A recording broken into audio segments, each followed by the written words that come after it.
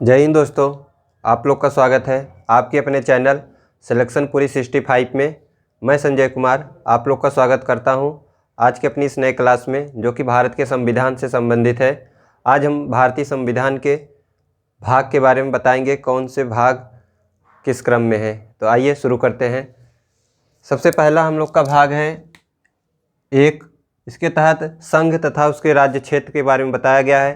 भाग 1 के अंतर्गत संघ तथा उसके राज्य क्षेत्र के में बताया गया है। जैसा मैंने आपको बताया था कि अनुच्छेद चाहे एक हो चाहे अनुसूची 1 हो, तथा भाग 1 में भारत के संघ राज्य क्षेत्र के बारे में बताया गया है।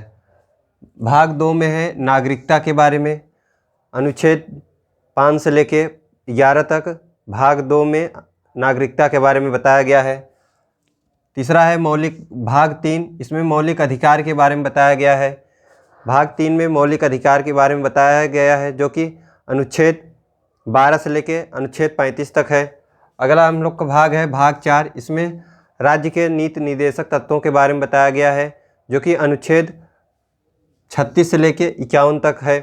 फिर अगला अगला भाग है हम लोग का 4.1 का, इसमें मौलिक कर्तव्य जोड़ा गया है, जो कि 51 कम है। इसे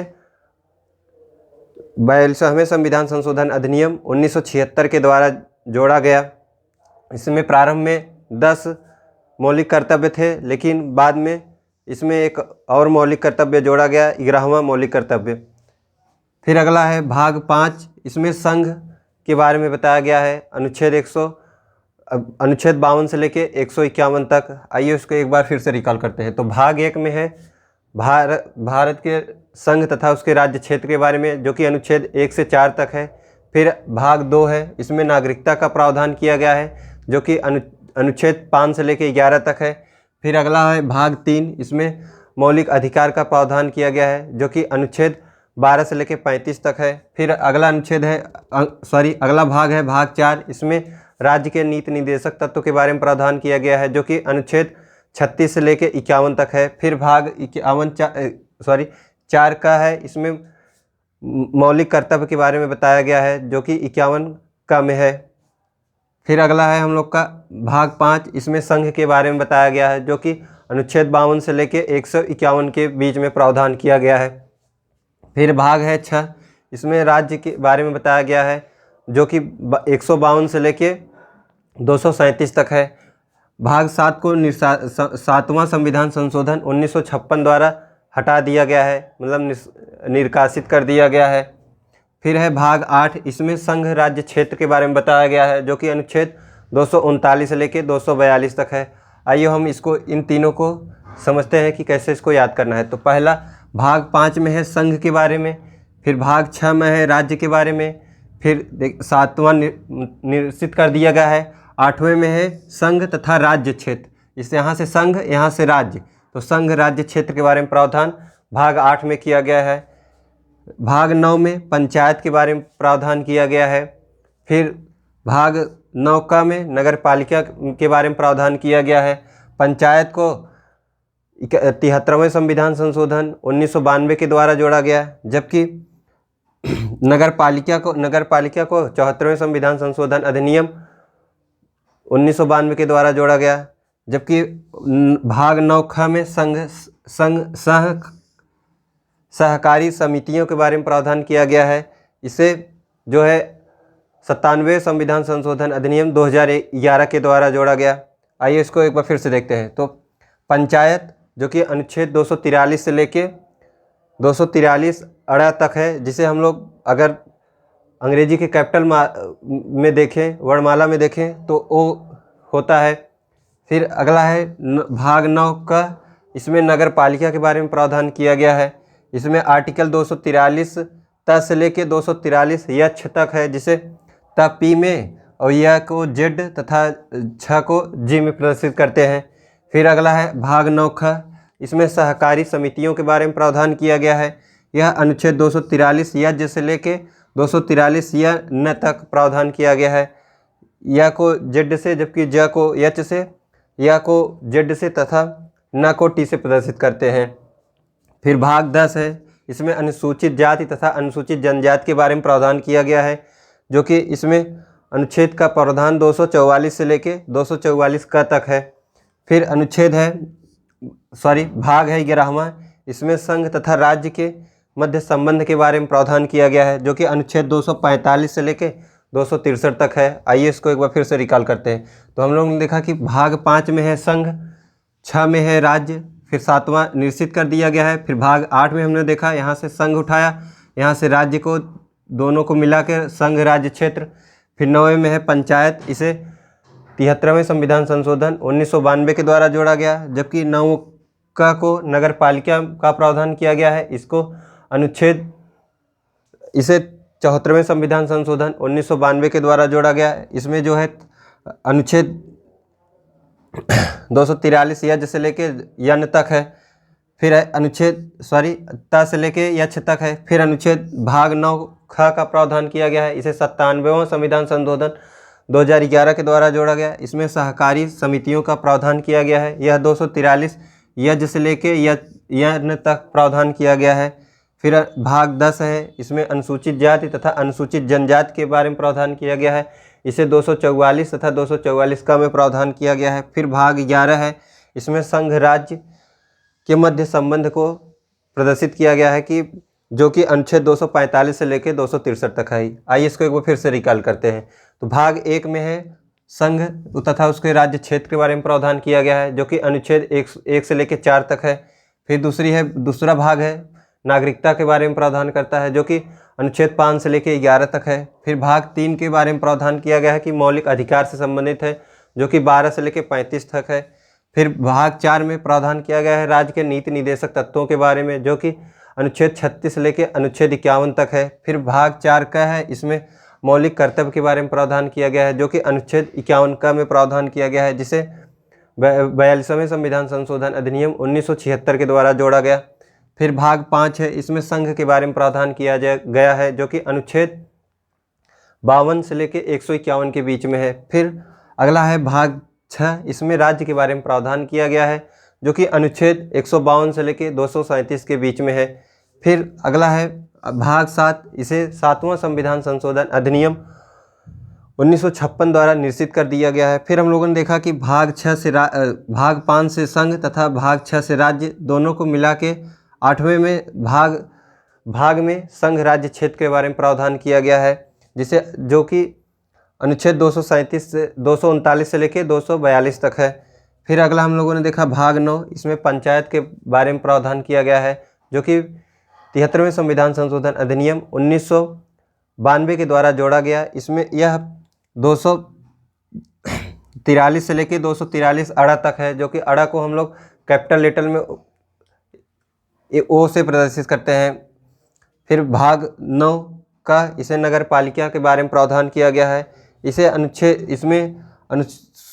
अनुच्छेद के बारे में बात करें तो इसमें 243 त से लेके 243 यक्ष तक किया गया है, जो कि इसे 74वें संविधान संशोधन अधिनियम 1992 के द्वारा जोड़ा गया। फिर है भाग 9 ख, इसमें सहकारी समितियों के बारे में प्रावधान किया गया है। इसका प्रावधान अनुच्छेद 243 यज्ञ से लेकर 243 यन तक किया गया है, इसे 97वां संविधान संशोधन अधिनियम 2011 के द्वारा जोड़ा गया।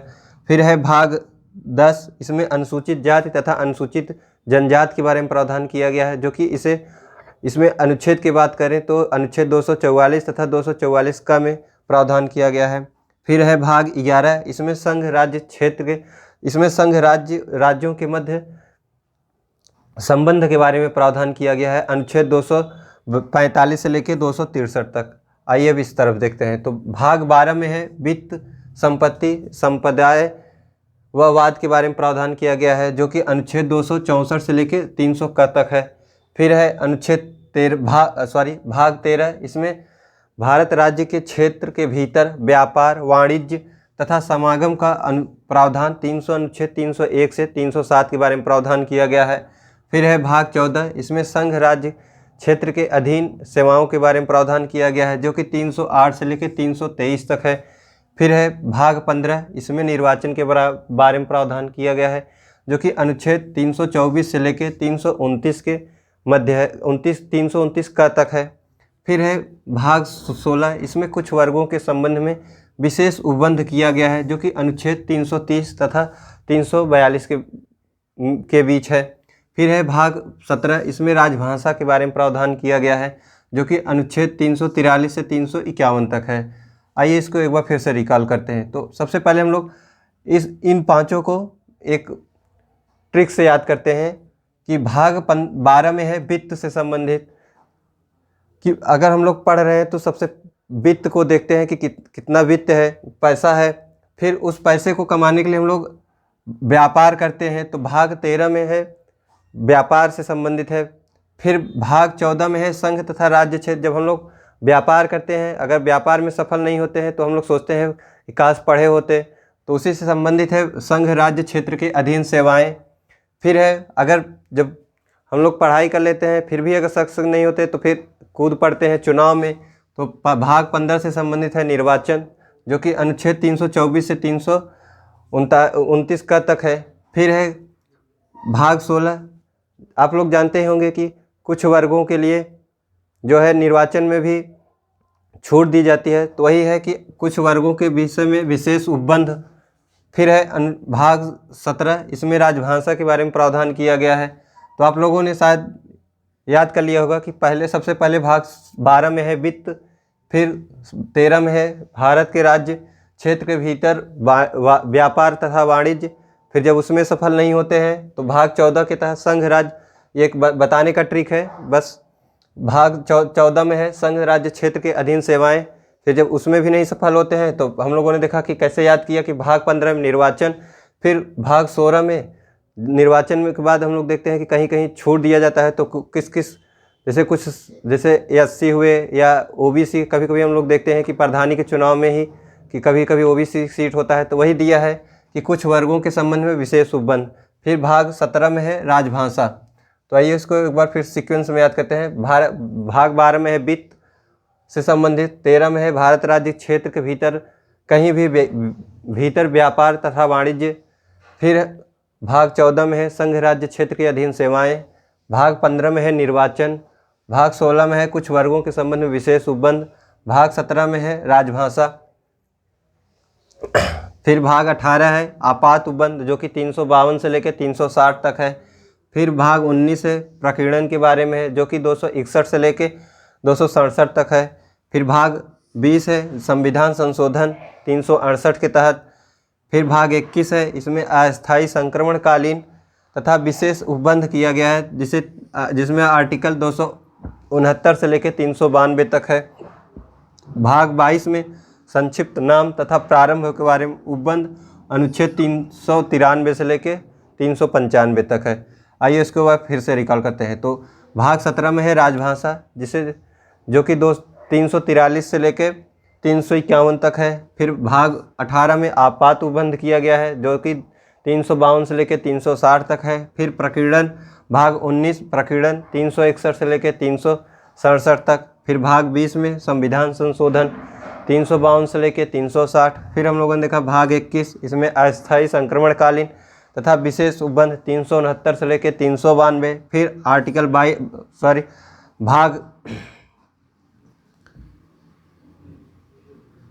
भाग 22, इसमें संक्षिप्त नाम तथा प्रारंभ के बारे में अनुच्छेद 393 से लेकर 395। आइए इसको एक बार फिर से रिकॉल करते हैं। तो भाग 12 में वित्त संपत्ति के बारे में बताया गया है जो कि अनुच्छेद 364 से लेकर 300 का तक है। फिर भाग है 13, इसमें भारत राज्य क्षेत्र के भीतर वाणिज्य का प्रावधान किया गया है जो कि 301 से लेकर 307 तक है।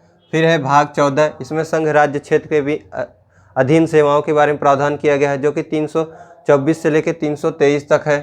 फिर है भाग 15, इसमें निर्वाचन का प्रावधान किया गया है जो कि 324 से लेकर 329 का तक है। फिर है भाग 16, इसमें कुछ वर्गों के विषय में विशेष उपबंध किया गया है जो कि अनुच्छेद 330 से लेकर 342 तक है। फिर है भाग 17, इसमें राजभाषा का प्रावधान किया गया है जो कि अनुच्छेद 343 से लेकर 351 तक है। फिर भाग है 18, इसमें आपात उपबंध किया गया है जो कि अनुच्छेद 352 से लेकर 360 तक है। फिर भाग 19 है, इसमें प्रकीर्णन का प्रावधान किया गया है जो कि अनुच्छेद 361 से लेकर 367 तक है। फिर भाग है 20, इसमें संविधान संशोधन का प्रावधान किया गया है जो कि 368 से लेके 368 में ही सिर्फ है। फिर भाग 21 है, इसमें अस्थायी संक्रमणकालीन तथा विशेष उपबंध किया गया है जो कि अनुच्छेद 369 से लेकर 392 तक है। फिर भाग 22 है, इसमें संक्षिप्त नाम प्रारंभ तथा 393 से लेकर 395 तक है। आइए इसके ऊपर फिर से रिकॉल करते हैं। सबसे पहला है भाग 1, इसमें संघ तथा राज्य क्षेत्र के बारे में प्रावधान किया गया है जो कि अनुच्छेद 1 से लेकर 4 तक है। फिर भाग 2 हम लोगों ने देखा नागरिकता, जिसमें अनुच्छेद 5 से 11 के बीच में प्रावधान किया गया है। फिर हम लोगों ने देखा भाग 3, जिसमें मौलिक अधिकार के बारे में बताया गया है अनुच्छेद 12 से लेकर 35 तक। फिर हम लोगों ने देखा भाग 4, जिसमें राज्य के नीति निर्देशक तत्वों के बारे में बताया गया है जो कि अनुच्छेद 36 से लेकर 51 तक है। फिर हम लोगों ने देखा कि भाग 4 का जिसमें कि मौलिक कर्तव्य के बारे में बताया गया है जो कि अनुच्छेद 51 का जोड़ा गया जो कि 42वें संविधान संशोधन अधिनियम 1976 द्वारा जोड़ा गया। फिर हम लोगों ने देखा भाग 5, जिसमें संघ के बारे में प्रावधान किया गया है, इसमें अनुच्छेद 52 से लेके 151 तक है। फिर हम लोगों ने देखा भाग 6, इसमें राज्य के बारे में प्रावधान किया गया है अनुच्छेद 152 से लेके 237 तक। फिर हम लोगों ने देखा कि भाग 7, जिसे 7वें संविधान संशोधन अधिनियम 1956 के द्वारा निश्चित कर दिया गया। फिर हम लोगों ने देखा कि भाग 5 में संघ, 6 में राज्य, तो 7वां निश्चित कर दिया गया। 8वें में हम लोगों ने देखा संघ, और यहाँ से संघ यहाँ से राज्य दोनों को मिलाकर संघ राज्य क्षेत्र के बारे में प्रावधान भाग 8 में किया गया है जो कि अनुच्छेद 239 से लेकर 242 तक। फिर हम लोगों ने देखा पंचायत, जिसे 73वें संविधान संशोधन 1992 द्वारा जोड़ा गया। इसमें आर्टिकल 243 से लेकर 243 अड़ा, जिसे वो भी कहते हैं, तक जोड़ा गया। फिर हम लोगों ने देखा भाग 9 का, जिसमें नगर पालिका के बारे में प्रावधान किया गया है। इसे भी 74वें संविधान संशोधन अधिनियम 1992 द्वारा जोड़ा गया। इसमें यदि अनुच्छेद की बात करें तो इसमें 243 से लेके 243 यक्ष तक प्रावधान किया गया है। ता को हम लोग पी से प्रदर्शित करते हैं, जबकि या को जेड से तथा छ को जी से प्रदर्शित करते हैं। फिर भाग 9 है ख है, इसमें सहकारी समितियों के बारे में प्रावधान किया गया है जिसे 97वें संविधान संशोधन अधिनियम 2011 द्वारा जोड़ा गया। इसकी अगर अनुच्छेद की बात करें तो 243 यज से लेके 243 यन तक प्रावधान किया गया है। फिर भाग 10 है, इसमें अनुसूचित जाति तथा अनुसूचित जनजाति के बारे में प्रावधान किया गया है।